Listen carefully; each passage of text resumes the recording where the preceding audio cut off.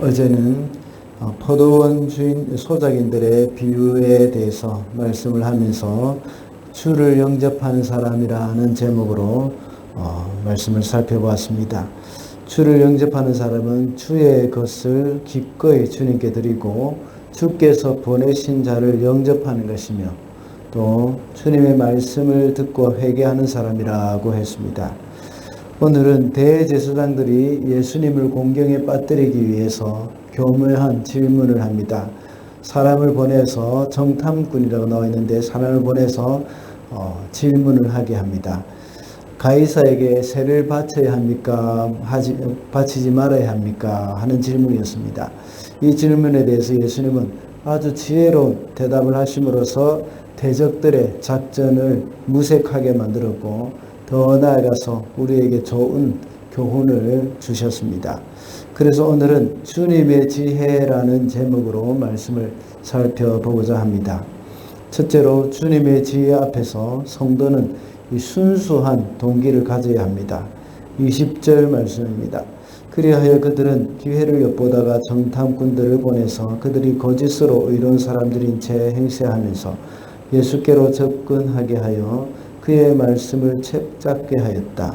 그렇게 해서 그들은 예수를 총독의 지휘권과 사법권에 넘겨주려고 하였다. 방금 읽은 본문에서 그들이라고 표현된 사람들은 이 대제사장들입니다. 어제 말씀에서 대제사장들은 예수님을 책잡으려고 했지만 예수님을 붙들려고 했지만 무리가 두려워서 그렇게 하지 못했습니다. 그래서 이번에는 교묘한 질문으로 예수님을 공경에 빠뜨리려는 계획을 가지고 있었습니다. 그것은 바로 정부 조직을 이용한 것입니다. 그 당시 유대인들에게는 정부에 세금을 바치는 문제가 굉장히 큰 이슈였습니다.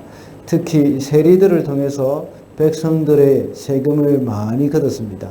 그래서 대부분의 유대인들은 세리를 아주 멸시했습니다. 그리고 그들이 동족의 피를 빨아먹는 매국노로 취급을 했던 것입니다.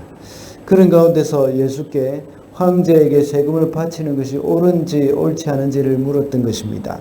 만약 예수님께서 세금을 바쳐야 한다고 말을 하면 동일하게 매국노라는 말을 들을 수가 있습니다.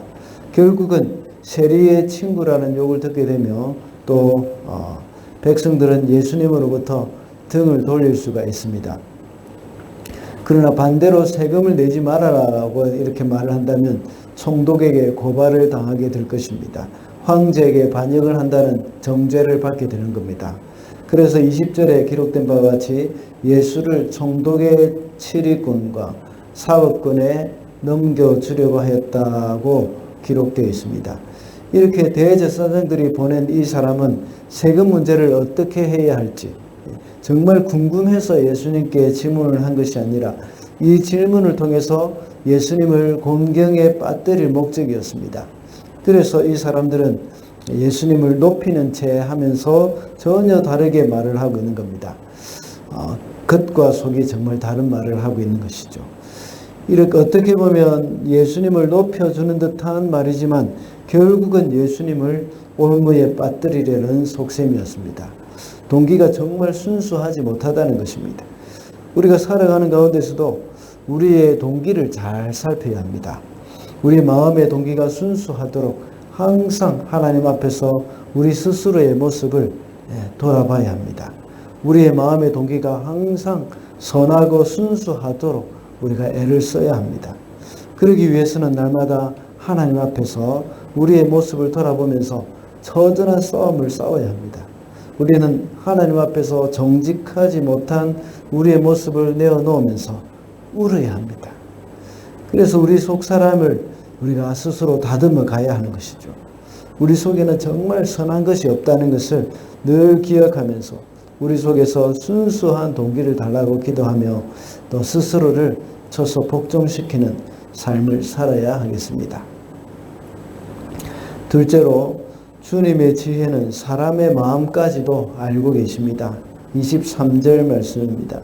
예수께서 그들의 속셈을 알아차리시고 그들에게 말씀하셨다. 21절에서 대제사장들이 보낸 사람들의 그 감언 이설에도 예수님은 넘어가지 않았습니다. 그의 속셈을 알아차리셨다고 말씀하고 있습니다.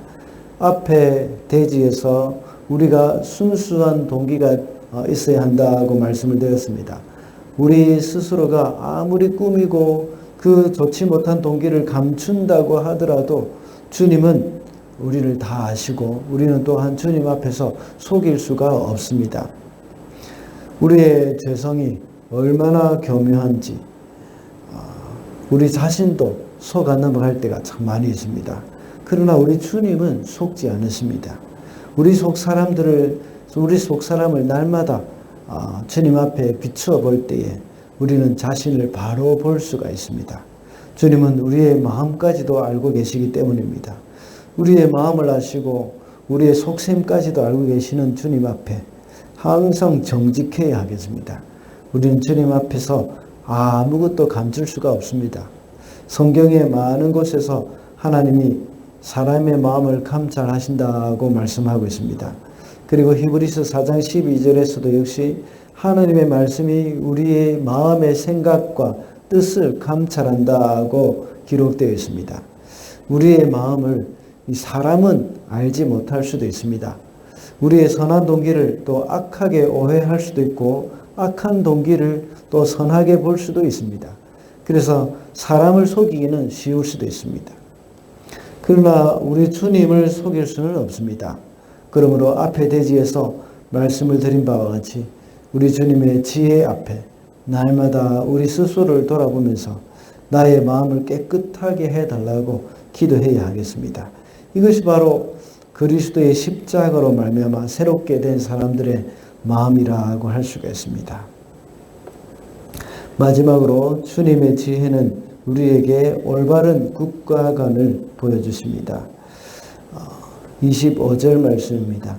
예수께서 그들에게 말씀하셨다. 그러면 황제의 것은 황제에게 돌려주고 하나님의 것은 하나님께 돌려드려라. 이렇게 대제사장들의 좋지 못한 동기로 예수님께 질문을 했지만 예수님은 이런 질문을 이용하셔서 우리에게 소중한 교훈을 주십니다. 이 사람의 관계와 또 함정을 오히려 새로운 진리를 우리에게 가르치는 수단으로 삼으셨던 것입니다. 예수님의 대답은 그 누구도 예상치 못한 아주 지혜로운 대답이었고 그 누구도 그것을 트집 잡을 수 없는 대답이었습니다. 그들은 하나를 부정하고 하나를 긍정할 것이라고 예상했었습니다. 그러나 그들의 예상과는 완전히 다른 결론이 나왔습니다.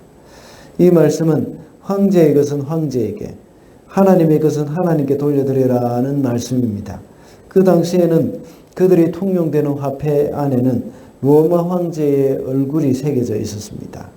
오늘날 뉴질랜드의 1불짜리 동전에 보면 엘리자베스 여왕의 얼굴이 새겨져 있는 것과 같은 것이죠.